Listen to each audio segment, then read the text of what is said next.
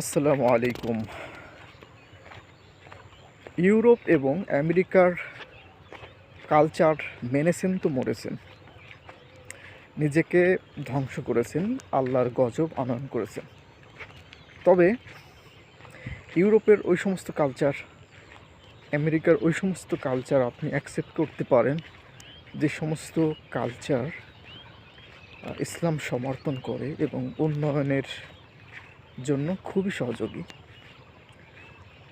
কিন্তু ওই সমস্ত কালচার কোনো সময় গ্রহণ করবেন না যে স্বাধীনতার নামে যা কিছু করলাম এটা ঠিক আছে, অমুক তমুক।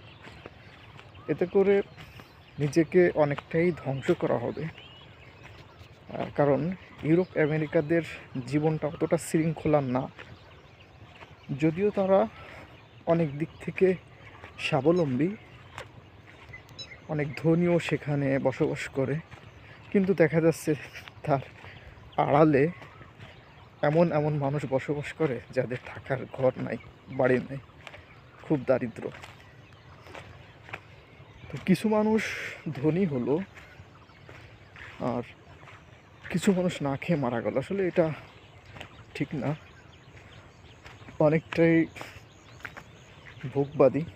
আর এই সমস্ত দেশের কালচারের পিছনে রয়েছে ভোগবাদ, যেটা মোটেও ঠিক না। এ লাগবে তা লাগবে, আমাদের জীবনের অনেক কিছু লাগবে, কিন্তু অনেক কিছুর প্রয়োজন নাই। তো আমরা আসলে সমস্যা কোথায়? প্রয়োজন এবং বিলাসিতার মধ্যে পার্থক্য নির্ণয় করতে পারি না, যার কারণে আমরা আসলে ক্ষতিগ্রস্ত হয়ে পড়ি। আগে আমাদেরকে শনাক্ত করতে হবে কোনটা আসলে প্রয়োজন আর কোনটা হচ্ছে অপ্রয়োজন, কোনটা বিলাসিতা আর কোনটা অবিলাসিতা। এটা অবশ্য আমাদেরকে জানা উচিত। বাইরে থেকে আসলে আমরা যেটা মনে করি সেটা না। দেখবেন আত্মহত্যার প্রবণতা উন্নত বিশ্বের আরও বেশি। তার মানে তাদের কাছে অনেক কিছু থাকার পরেও তাদের মস্তিষ্ক কী হয়ে যাচ্ছে এটা তো আসলে আল্লাহ ছাড়া জানে না, মানুষ জানে না।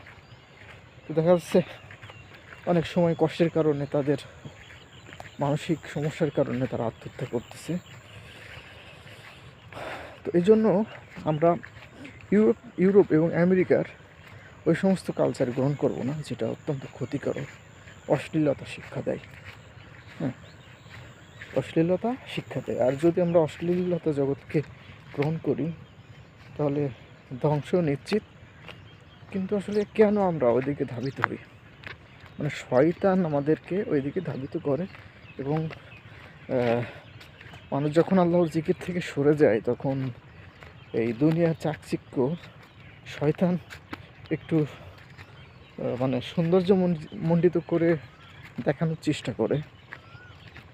আসলে নির্লজ্জতার মধ্যে কোনো সফলতা নাই, ঠিক আছে? এই জন্য আমরা আল্লাহ যেভাবে চলতে বলেছেন সেটাকে আমরা গ্রহণ করবো। আর সত্যিকারের ইসলামিক কালচার আমরা অ্যাকসেপ্ট করার চেষ্টা করব, আর ঘুরে ঘুরে আল্লাহর সৃষ্টি দর্শন করব আর তেনার শুকরিয়া আদায় করব।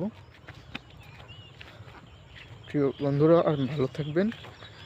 দেখা হবে ইনশাল্লাহ পরবর্তী ভিডিওতে।